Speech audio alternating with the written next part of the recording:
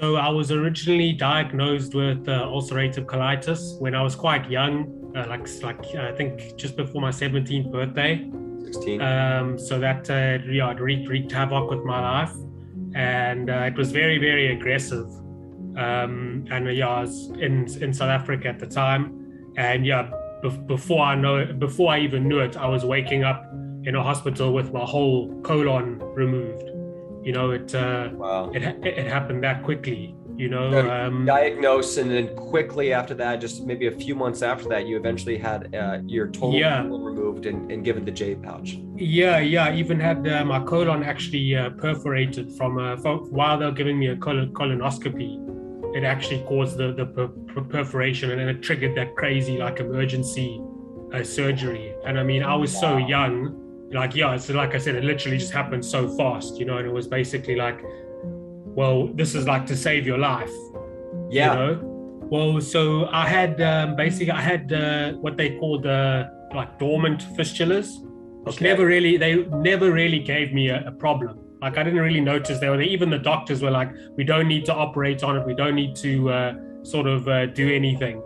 And then eventually, slowly, I just started to notice like I'm going to the toilet more, and Yeah. then it became like wow, like I'm sort of like waking up at night, you Yeah. know, and then like a bit of blood started to appear. And the thing is, I sort of convinced myself that this is how it is. Yeah. I convinced myself that like this not great health that I was in was okay and it was normal. I just sort of accepted it. Maybe I was even in a bit of denial because you've been through so much, you just want to be okay. So you Yeah. sort of, do you know what I mean? It's like you say like, oh, this is fine, this That's is it. okay. Yeah. When you got in, what about now? What are your symptoms like now? Like I said, it's almost like what we were saying before. It's almost like I still can't believe when I look back and I read it, all my symptoms. It's like it's very very it's almost very hard to believe, you know. But like I would say the really really heavy symptoms about my like gut inflammation and the mucus and the bloating and stuff like that, it's almost completely abated. Like I remember when I told you about my calprotectin, it's Yeah. basically like dropped to like totally normal, you know. And What yeah, about so your that was energy? What about your yeah.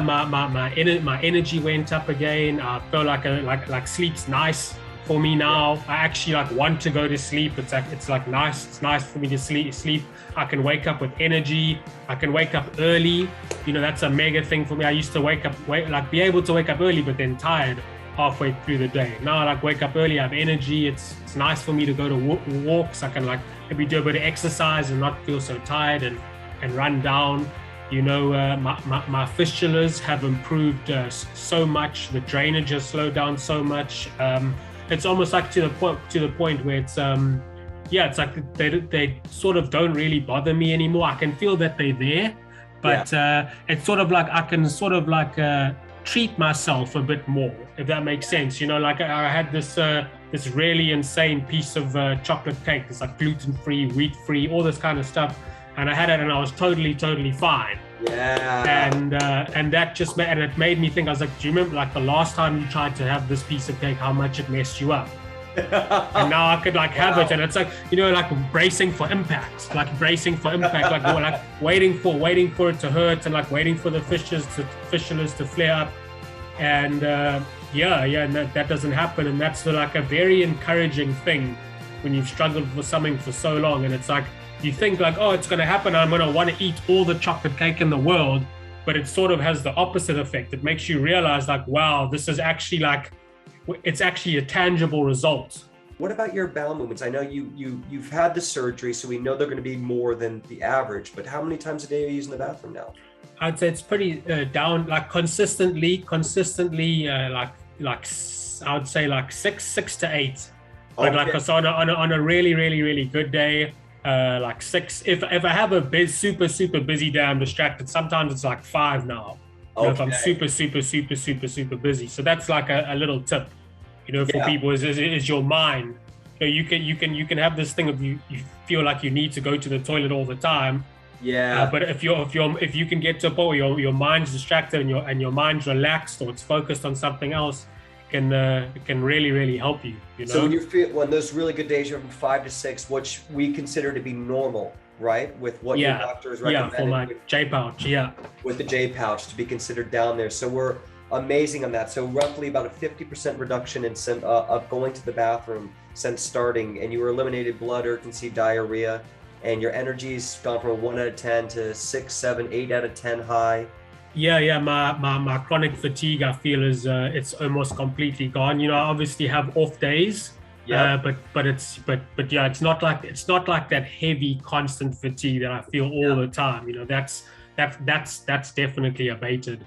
And your fistulas are no longer bothering you. They're still there, but we're now in a better place to maybe do surgeries on the fistulas to completely remove them, or work more focused on getting them gone for complete. But as of now, just doing what we've done, you've been able to minimize their effect on your life. Yeah, exactly. Well, I think we are sort of at the point now. It's almost like when from fistulas are completely out of control, we're going to have to remove your J. But now almost like to the other end of the spectrum, where the doctors are like, if you keep this up for another 6 months, maybe we can consider trying to do like a special surgery, like a laser surgery or something like that. So this whole thing is setting you up to be able to get rid of the fistulas, because you've had these for years. Yeah, exactly. Yeah. What made you feel like giving this a shot was worth it? I think the thing that stood out for me is that just from watching your talks and the webinars and stuff like that, the thing that I felt overwhelmingly is that these people they'll understand me. And when I say they'll understand like me specifically. Yeah. Because it's very, very, very hard, because it's almost like you sort of feel alone, you know, and you feel like no one sort of understands you, and the doctors just tell you to keep doing things that you sort of know aren't the best thing for you to pursue, but so you feel like an immense pressure on you, you know, and it feels like almost everything you try is very disjointed and very like hard to grasp. And for me, I felt as though these people will get me specifically. They're not just going to tell me a generic formula, something that I've heard or researched a million times before. They're actually going to tell me specific things that will help me. And they're not going to say like it was like, they're going to teach me how to help myself. They're not going to tell me what will work. They're going to teach me. They're going to give me the tools. Yeah, training, real training. And that really did click something in my head. So I'd just say if you've gotten to that point where you feel you're almost about to commit to an option that doesn't feel correct to you, or doesn't feel right to you, or you feel like you're getting pushed down a certain procedure, or certain that you're not comfortable with, you know, I would say the S.H.I.E.L.D program can be that thing that sort of takes you to the end of the line and makes you realize that this is the bottom, that where I am now, this is the bottom, and it will never be worse than it is now. Mm-hmm. If like that's what it was for me. It was that finally getting to that point where I'd had enough, and I'd said like, no more. I'm gonna put everything that I have left into myself and into my health to sort of get myself out of this situation. And the S.H.I.E.L.D program, it will do that. I can say, like, for me, like it will do that for you. And I'm sure that anyone in this sort of situation, they've done the research and they've looked for the things, and they're probably just really struggling to sort of understand, like, where do I go from here? How do I put it together?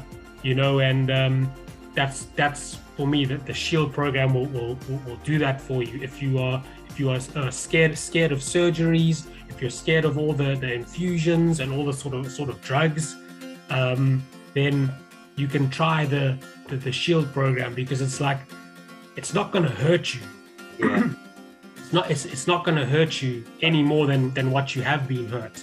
Yeah. It can only help, you know. And that's sort of the thing. It's like, I just wish that I had realized this before. I wish that I hadn't waited till I was completely messed up And like, you know what? I wish that I'd realized this sooner.